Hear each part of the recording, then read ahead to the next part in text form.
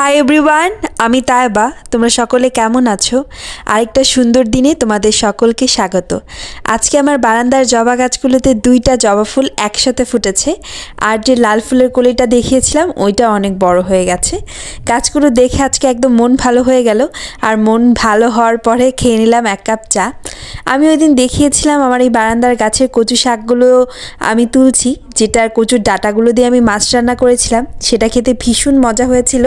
তো আমি ভেবেছিলাম কচুর যে পাতাগুলো আছে ওইটা তরকারিতে দিয়ে দিব, বাট অনেকগুলো পাতা হওয়াতে আমি ওটার জন্য আলাদা একটা রেসিপি করেছি, সেটাও খেতে খুব মজা হয়েছিল। আমার এই যে বারান্দার টবগুলো দেখছেন, এখানে আমার একটা বড় কচু গাছ রয়েছে যেটার পাতাগুলো অনেক বড় বড় হয়েছে, ছাদেও কয়েকটা আছে। বাট এই যে বারান্দার গাছগুলো, এগুলো দিয়ে মোটামুটি যখন বড় পাতা হয় একটা রান্না একেবারে কমপ্লিট হয়ে যায়। তো আমি ওই বারান্দার গাছ থেকে এই কচু শাকগুলো পেরে নিচ্ছিলাম। পাতাগুলো কিন্তু কচু শাকের বড় বড় অনেক। এরপরে আমার কিছু পুঁই শাকও ছিল যেগুলো আমি পেরে নিচ্ছিলাম, আর তরকারি রান্না করার জন্য আমি গাছ থেকে কিছু কাঁচামরিচও পেরে নিচ্ছিলাম। আজকে যা কিছু রান্না করব সব কিছু এই বারান্দার গাছ থেকে পেরে নিয়েছি। এরকম একটা বারান্দা থাকলে টুকটাক সবজি লাগালে কিন্তু আসলে বাসায় অনেক টাটকা সবজি খাওয়া যায়। বারান্দার ছাদ মিলে আমি মোটামুটি ভালোই কিন্তু কচু শাক পেয়েছি, আর প্রতিটা কচু শাকের পাতা অনেক বড় বড় ছিল। বারান্দার গাছে যে এত বড় বড় কচু শাক হবে ভাবতে পারি নাই।